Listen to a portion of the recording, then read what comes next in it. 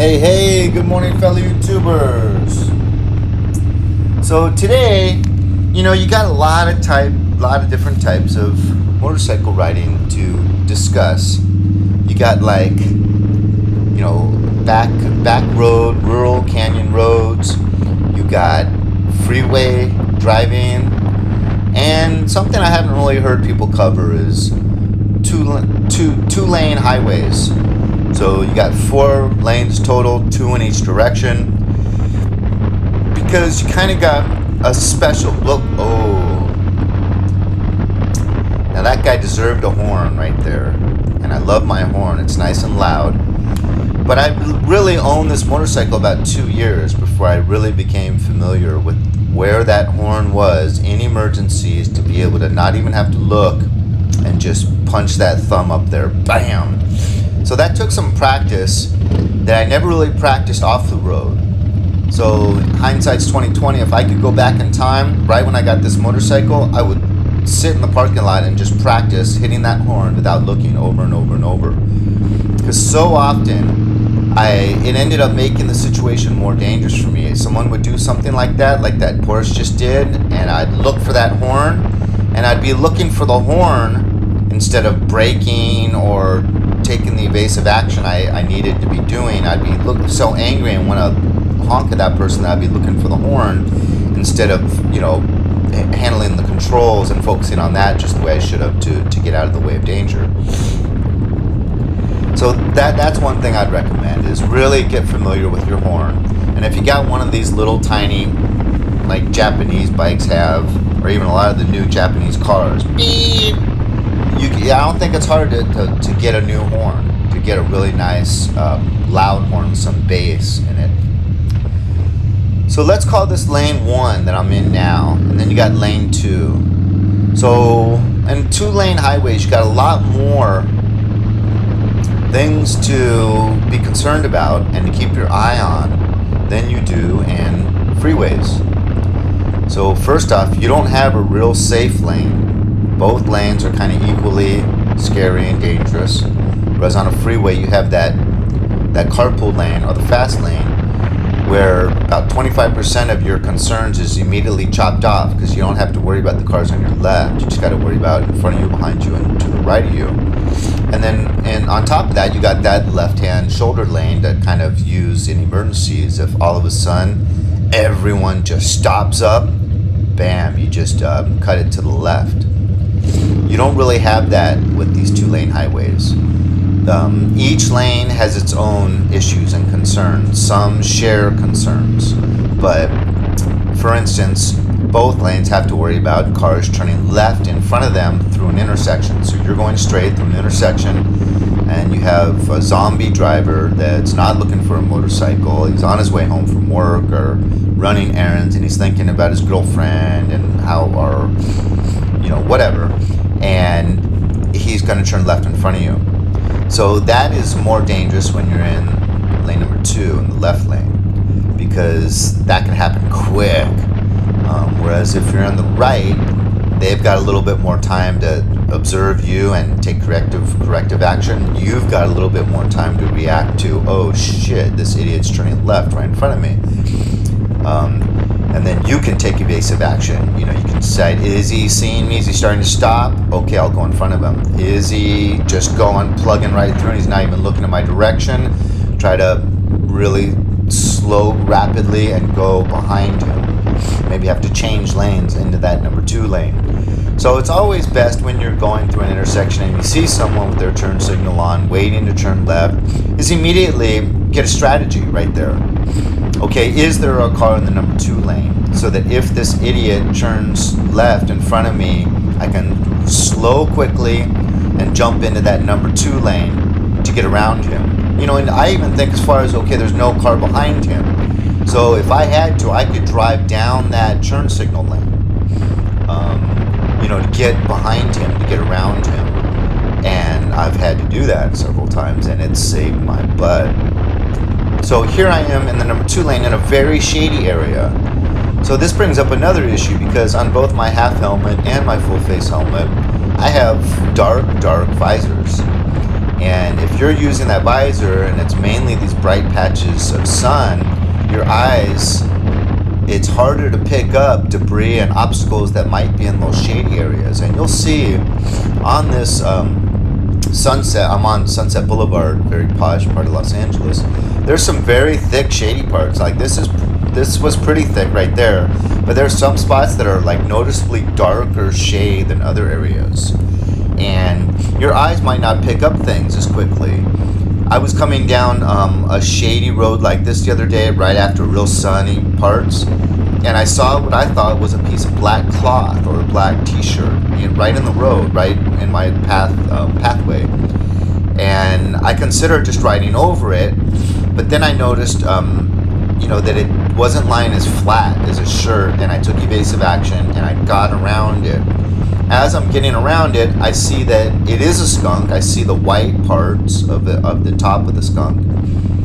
And I realized if I had hit, I was in a slight turn, if I had hit that, I would have gone down almost for sure.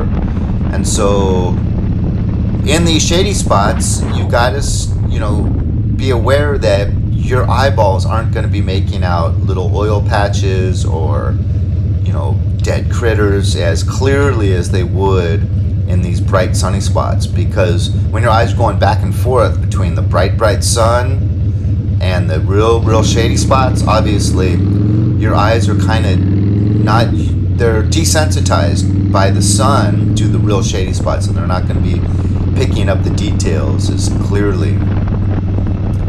So like right now, look I'm going straight, there's no cars around me, and everything is hunky-dory. So the mind oftentimes will immediately start to enjoy the scenery more. Use that part of the brain that was being safe now to enjoy the beauty. Nothing wrong with that. I mean, that's why I ride. I ride to enjoy the great outdoors and the scenic and the beauty. But you can't let that go too far to where you're really just driving down the road like some happy guy with a heart on, and you're not paying attention to what's going on around you. Because right now, look, on these 2-lane highways, you have intersections. You have people, pedestrians, dogs on the curb to the right. You got people crossing intersections, people jaywalking, running across sometimes. So you got a lot more to pay attention to on these little 2-lane highways that zig and wag all the way through our communities and our busy city streets, as opposed to these freeways where it's really sanctioned off from the urban area, and really all you have to worry about is the road, the vehicles, and the debris in the road. You don't have to worry about pedestrians. You don't have to worry about dogs chasing balls and children chasing after their balls and things like that. So, and then, you've got more scenery on these little 2-lane highways. So you've also got to deal with the temptation a little bit more to kind of just feel complacent and content and enjoy the ride, maybe possibly a little bit too much to where you're really still not looking out for the debris, the oil slicks, the dead skunks, all the little issues that come along with driving through an urban area like this. But I like that. There's more to pay attention to, and I really think that that's why I love motorcycle riding as much as I do, because I kind of got a busy mind that's always going over stuff ad nausea, and it gets a little bit overwhelming, it gets a little bit much at times. But then I get on a motorcycle and I can stop that conversation, and my brain is just trying to clue into all the things that it's been trained over the course of my adult life to pay attention to as I'm traveling down the road on 2 wheels. I just passed a church. So here's a good spot to look at the shade. The difference between the shade and the sun. And with that dark visor I have, it's just a good idea to be a little bit more attentive to those shady spots and looking for debris and oil. not sure how much more time I have left, but I'm gonna just kind of look at the road. Now, remember that it's really nice to go wide in your turn. So right here once, right where I am, there was 2 metal slats down in that road right there. And this is a slight turn right here. And I came through here on a misty early evening, so right before the sun setting, and I was on my Yamaha, and my back tire hitting those metal grates started to slide out. And there's no way around these metal grates. They took up both lanes. I mean, they're huge. They're like maybe 6 by 8. And I started to slide out. I was able to recover, thank God. But, you know, that's something, you could be flying down this road. I've taken this road, you know, like 90 miles an hour before. And if you came up on those grates, there's a good chance you'd go down, especially the way it was misting. And if the light changed to red kind of quickly and you had to slam on the brakes, you'd go down for sure. And you'd slide right into that light post, most likely. So, and look, there's a lot of just beauty on this road to be distracted by. Just all the trees. It's so beautiful that you got a lot of joggers out, little housewives walking their poodles. And so there are distractions. I like people watching, even when I'm driving my motorcycle. So there's just a lot more to be aware of on 2-lane highways, and a lot more that might distract you on 2-lane highways. A lot more shade. Just all the different issues, because you don't have intersections on freeways. You don't have all those pedestrians and pets.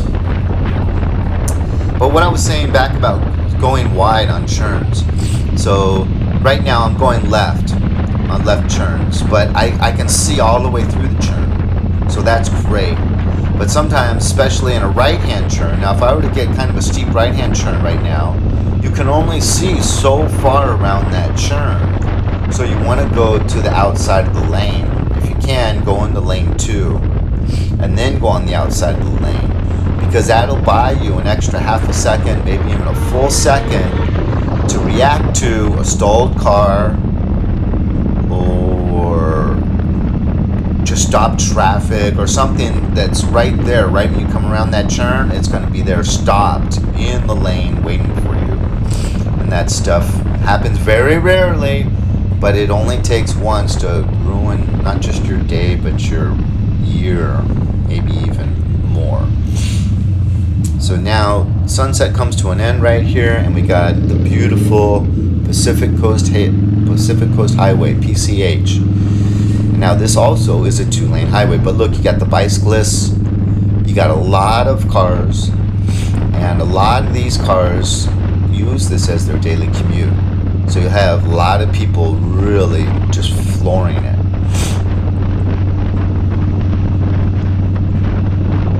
And then something else to be concerned about is beachgoers. So they all want to park along here on the left. But on Saturday and Sunday, on warm days, all those spots get taken, and they'll start parking on the east side of PCH. And they'll run across in their little bathing suits and bikinis with their beach chairs and bags of God knows what. So, you know, those people are carrying a lot of stuff. They're in sandals or they're barefoot, and probably some of them are high. They're not really... they're in a different mindset. You know, they're thinking about the beach and vacation mode, and you know, laughing with their girlfriend or whatever, and they're not really as in tune to the amount of danger there is when they step into that highway where cars, you know, drive in excess of 75 miles an hour. So that's something else. If you're in that number 1 lane, you got doors opening a lot on the parked cars, and people literally just like kind of stepping out into the highway, like totally non-cognizant that they're actually walking in the middle of a highway. So you got to be aware of all these beachgoers on this road. So every road has, you know, its own characteristics and its own personality that you got to take into consideration. I mean, because this road's bipolar, if you wanted to consider it a personality. with all the different, distractions and factors involved. Just beautiful, beautiful part of California, though.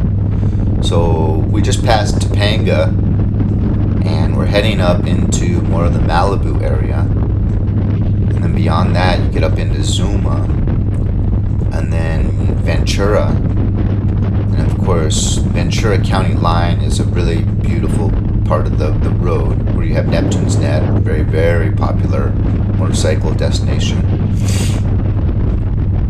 Okay, so right here I change in lane 2. Nice. Now, if someone was tailgating me, that would be a perfect lane change to just get rid of that guy. Now, he's stuck back in traffic. A lot of these people that tailgate motorcyclists got motorcycle envy. And they want to be you, and they can't be, so they're going to kind of try to bother you in the meantime. So I'm not driving in the oil slick, I'm driving just barely to the right of dead center. And that's all you need to kind of stay a little bit away from that oil slick. This is where I like to ride on the highway, so that if there's no parked cars, I can really keep a little bit of distance and a little bit of that buffer zone away from the moving vehicles. And then cars coming at you. If you got an idiot that's falling asleep, playing with his phone, and he starts to drive on the wrong side of the road, that's not going to jeopardize you. That's going to jeopardize that car up in front of me on the left. But now I had to go back into lane 2 to get past these real slow cars. Now back where I want to be. Nice. And even though I'm passing these cars on my left, I'm kind of doing it slowly, and I'm keeping a bit of a distance from them, because both those cars, I passed through their blind spot for 1 second. That's enough time for them to come right over into me, right? But I'm in the right-hand side of the lane, so if that were to happen, I would have that extra half a second or so to slow down, or to speed up maybe. Or if there's no parked cars, like right here, to maybe even if I had to, go into that parking lane a little bit before I could slow and then pull back over. Alright, thanks for watching, you guys.